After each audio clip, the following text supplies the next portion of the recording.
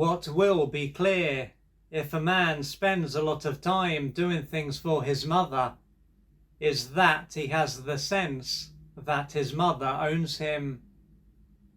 Nonetheless, this is not to say that this is something that he will be consciously aware of.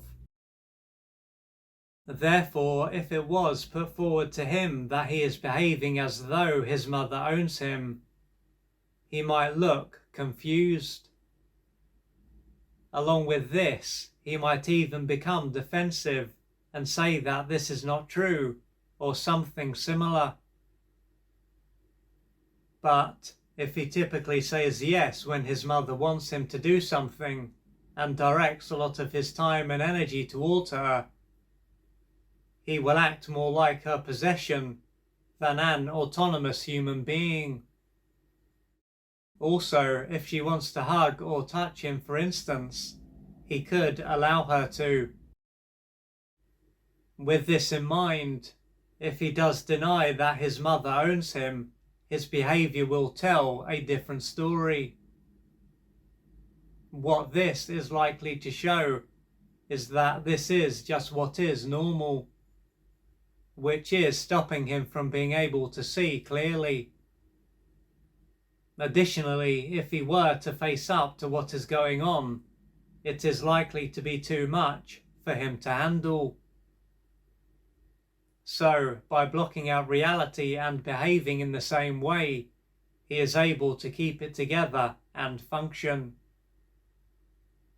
When it comes to the pain that would arise, this will relate to how he felt as a child when he was likely to have been used. At this stage of his life, he had to block out reality to survive, and this would have involved him losing touch with how he felt. As a child, this would have taken place without him being consciously aware of it. And now that he is an adult, this will be something that continues to take place without him being consciously aware of it. But although blocking out reality and how he feels will allow him to keep it together and function, turning his back on himself is not going to serve him. Naturally, acting like his mother's possession will take its toll on him. A number of his needs are going to be overlooked, and this will deprive him. This will cause him to feel frustrated, drained, and even exhausted at times. Sooner or later, he might not have the energy to behave in this way, and at this point, he could end up taking a step back and reflecting on his life. This could be the start of what will allow him to gradually change his life. What could soon stand out is that he doesn't act like a separate individual who owns his body, time, energy, and resources. Instead, he acts as though he is an extension of his mother, and she owns his body, time, energy, and resources. After this, he could soon feel compelled to be there for her and do just about whatever it is that she wants him to do.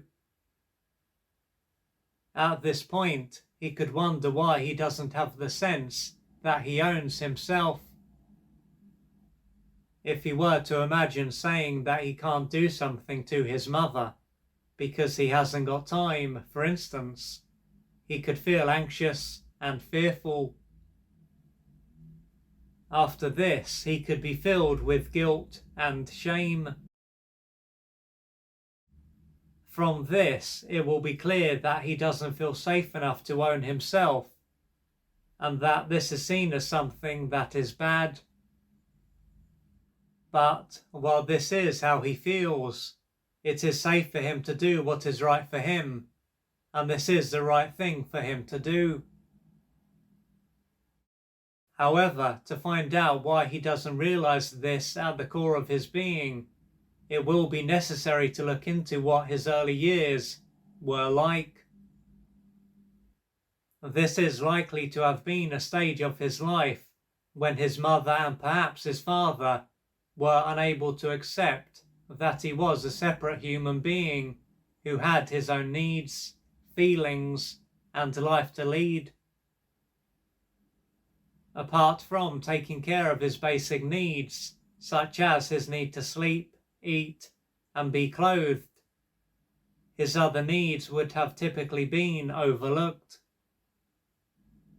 He would then have had to do what his mother and perhaps father wanted, and if he didn't, he might have been told off, put down, hit, and/or left.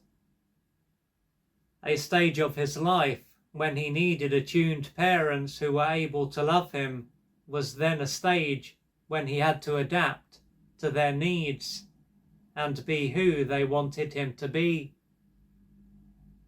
The pain that this caused him and the developmental needs that were not met would have been repressed. As he was egocentric, he would have come to believe that he was worthless and unlovable. He would have also come to believe that he didn't possess himself and that he had to do what his mother wanted in order to survive.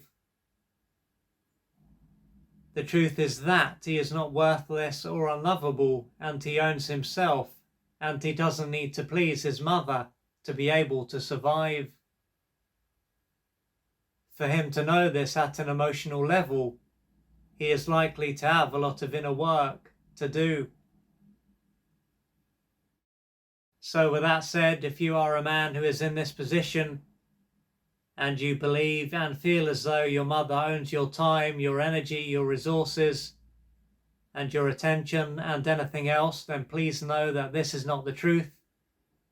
You own yourself. It's up to you what you do with your time, energy, attention, and anything else. But of course, for you to know this at the core of your being, you're likely to have a lot of inner work to do, and this will take courage, patience, and persistence. But as always, the main thing is that you don't suffer in silence and you do what you need to do to gradually change your life, because you are not here to live a half life.